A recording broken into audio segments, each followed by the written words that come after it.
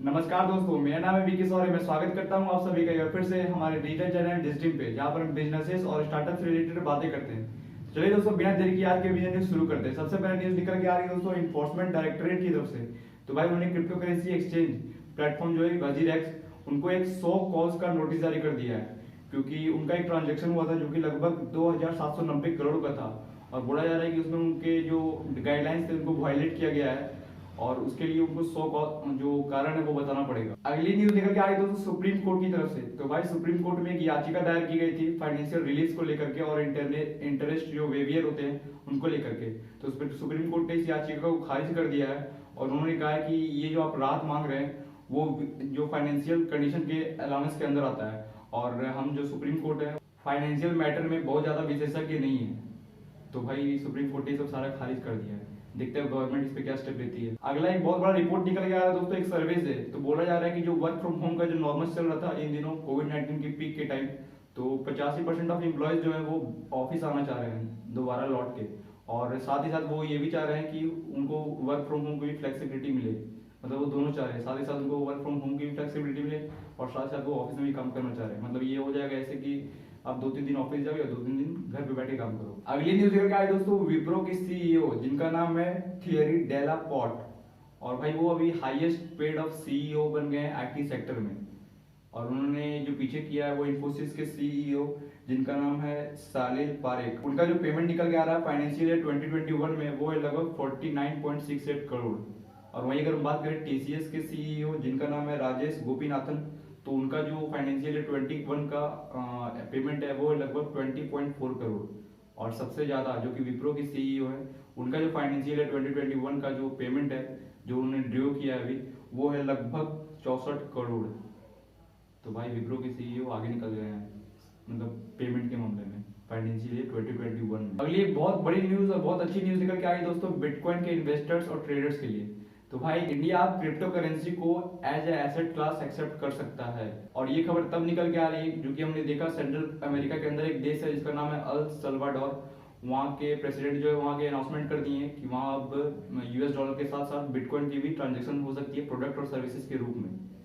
तो अब इंडिया भी जो है एसेट क्लास के रूप में क्रिप्टो करेंसी को एक्सेप्ट कर सकता है। और मैंने हाल ही में न्यूज में कवर किया था दोस्तों कि जो इन्फोसिस के को फाउंडर है जिनका नाम है नंदन नीलेकानी जी, उन्होंने भी इंडिया को ये अर्ज किया था कि इंडिया को बिटकॉइन जो है या फिर और भी क्रिप्टो करेंसीज जो है उसको एज एसेट क्लास एक्सेप्ट करना चाहिए, भले ही वो ट्रांजेक्शन में ना करें अभी। क्योंकि बेसिकली इसका रीजन ये है कि अभी तक बिटकॉइन पे कोई या फिर कोई मेजर भी जो इतने भी क्रिप्टो करेंसीज है उस पर कोई भी गवर्नमेंट रेगुलेटरी अभी तक नहीं बैठी है। तो एज एसेट क्लास इसको अप्रोच किया जा सकता है।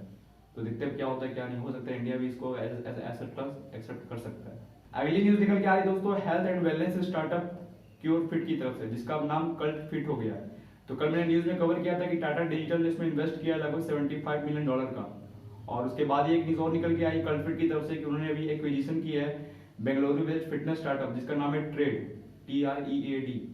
जो कि मैं बताऊं ट्रेड के बारे में, तो ट्रेड ने हाल ही में एक fitness bike smart bike launch किया था। और जो कल्ट फिट इसने एक्वायर किया है, तो कल्ट फिट जो है अपने हार्डवेयर होम सर्विसेज को इससे एक्सपेंड करेगा। अगली न्यूज निकल के आई दोस्तों सॉफ्टवेयर स्टार्टअप स्लिंटेल की तरफ से। तो भाई उन्होंने $20 मिलियन की फंडिंग उठा ली अपने सीरीज ए राउंड में, जिसको लेड कर रहे हैं GVV कैपिटल। और ये GVV कैपिटल वही है जिन्होंने स्लैक में भी इन्वेस्टमेंट कर रखा है और एयरबीएनबी में भी इन्वेस्ट कर रखा है। अगली न्यूज निकल के आई दोस्तों ऑनलाइन टिकटिंग प्लेटफॉर्म बुक माई शो की तरफ से। तो भाई वो अभी जो कोविड-19 से उनका जो बिजनेस पे इम्पैक्ट पड़ा है उससे लगभग वो 200 एम्प्लॉयज को फायर कर रहे हैं, निकाल दे रहे हैं बेसिकली। और क्योंकि पता है सबको कि पिछले बार भी जो लॉकडाउन हुआ था फर्स्ट वेव में, तो सबसे ज्यादा जो मार खाए थे ये टिकट वाले ही मार खाए थे, क्योंकि बेसिकली वही वैसा ही सेक्टर में काम करते हैं जहाँ पे टूरिज्म एंड ट्रेवल सेक्टर के टिकट जो बुक्स होते हैं होटल्स वगैरह रेस्टोरेंट्स वगैरह। तो जब होटल रेस्टोरेंट में जब लोग जाएंगे नहीं तो टिकट बुक कैसे होगा, सीधी सी बात है। तो उनका तो जो बिजनेस लॉस हुआ तो उनसे ये भी तो डिपेंडेंट है, तो इनका बिजनेस इसी तरह से जो डिपेंड करता है तो लॉस भी होता है। तो बस सीधी सी बात है इसलिए कि वो 200 एम्प्लॉयज को लेड ऑफ कर रहे हैं। और साथ ही साथ वो एज ए ह्यूमनिटी सामने आए हैं, क्योंकि उन्होंने जो अपनी अलग अलग कंपनीज थी उसे वो कंसर्न कर रहे हैं, ये जता रहे हैं कि जो उनके एम्प्लॉयज को जिन्होंने लेड ऑफ किया है ताकि वो उसको आउट प्लेसमेंट कर सके। अगली न्यूज निकल के आई दोस्तों कर्नाटका हाईकोर्ट की तरफ से।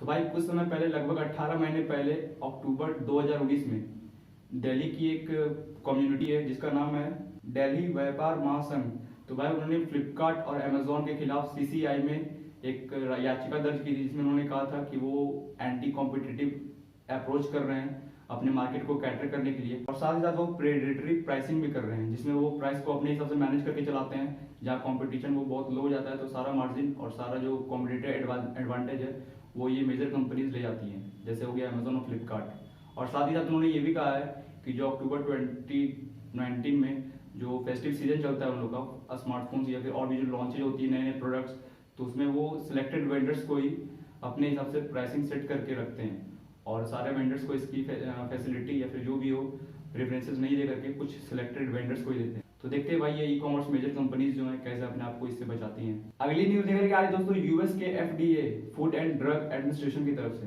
तो भाई मैंने पिछले न्यूज में कवर किया था कि ऑक्यूजन ने अभी पार्टनरशिप जताई है अपने भारत बायोटेक की वैक्सीन कोवैक्सीन के लिए, ताकि वो उसका राइट वहां पे यूज कर सके, और बेसिकली वो पेमेंट भी कर रहे थे इसके लिए लगभग $15 मिलियन का। तो यूएस के जो एफडीए बोर्ड है उन्होंने इसे रिजेक्ट कर दिया है और बोला है कि ये इमरजेंसी यूज के लिए नहीं है, नहीं यूज किया जा सकता है। अगली न्यूज लेकर के आई दोस्तों फिनटेक फर्म मोबीक्विक की। तो भाई वो अब फंडिंग रेज कर रहे हैं लगभग $20 मिलियन का, और वो ये रेज कर रहे हैं क्योंकि उनका जो भी आईपीओ आगे आने वाला है, और वो जो ये इन्वेस्टमेंट लेने वाले हैं दोस्तों वो है अबू धाबी इन्वेस्टमेंट अथॉरिटी से। तो अब देखने वाली बात होगी कि इतने सारे आईपीओ एक साथ लिस्ट होने वाले हैं। मुझे लगता है 2021 जो है आईपीओ का ही भरमार होने वाला है, तो देखते हैं किसका आईपीओ कितना हिट होता है। अगली न्यूज निकल के आ रही है दोस्तों London based firm visual effects और कंप्यूटर एनिमेशन डीनेक की तरफ से।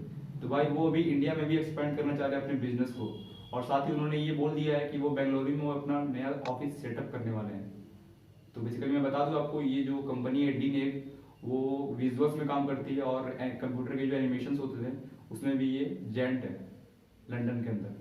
तो वो अब इंडिया में एक्सपेंड करने की राह देख रही है। अगली एक बहुत बड़ी न्यूज निकल के आ रही है दोस्तों फ्यूल प्राइसेस की। तो भाई पेट्रोल का जो दाम है लगभग 102 रुपए पर लीटर पहुंच चुका है मुंबई के अंदर। तो तभी तो इन्फ्लेशन इतना तेजी से बढ़ रहा है। देखा जाए तो सब कुछ तो ट्रांसपोर्टिंग पे डिपेंडेंट है, और ट्रांसपोर्ट के जरिए सब कुछ आता है, तो पेट्रोल डीजल फ्यूल वगैरह का दाम अगर बढ़ेगा तो जो फाइनल प्रोडक्ट्स हम तक पहुंचते हैं उसका भी जो फाइनल प्रोडक्ट का रेट होता है वो बढ़ेगा ही बढ़ेगा। तो इसी से तो इन्फ्लेशन डिपेंड करती है, तो इसी से इन्फ्लेशन जो है बढ़ते जा रहा है। तो इस पे नज़र डालने की जरूरत है, क्योंकि आरबीआई ने भी कहा था स्टेट गवर्नमेंट्स को, सेंट्रल गवर्नमेंट्स को, कि आप इस पे जरूर ध्यान दें। पेट्रोल की जो प्राइसेस है या फिर फ्यूल की जितने भी प्राइसेस है उसको कम से कम, या फिर उन पे जो टैक्स लगता है उसको कम से कम रखने की कोशिश करें। तो देखते हैं भाई कैसे होता है। अगली न्यूज निकल के आई दोस्तों real estate startup Fly Homes की तरफ से। तो भाई उन्होंने भी अपने सीरीज सी राउंड में फंडिंग उठा ली है लगभग $150 मिलियन की। ठीक है दोस्तों, इसी के साथ आज की वीडियो खत्म होती है। उम्मीद करता हूँ ये वीडियो आपको इंसाइटफुल लगा होगा, और अगर आपको ये वीडियो पसंद आता है तो आप इसे लाइक कीजिए, कमेंट करके व्यूज अपने जरूर शेयर कीजिए, और साथ ही साथ इस वीडियो को भी ज्यादा से ज्यादा लोगों तक शेयर कीजिए, क्योंकि हमारे चैनल का मोटिव भी यही है कि हम ज्यादा से ज्यादा लोगों तक बिजनेस और स्टार्टअप से रिलेटेड अवेयरनेस फैला सके। मिलते हैं अगली वीडियो में, तब तक के लिए आप सभी खुश रहिए, संतुष्ट रहिए, तंदुरुस्त रहिए। गुड बाय, जय हिंद।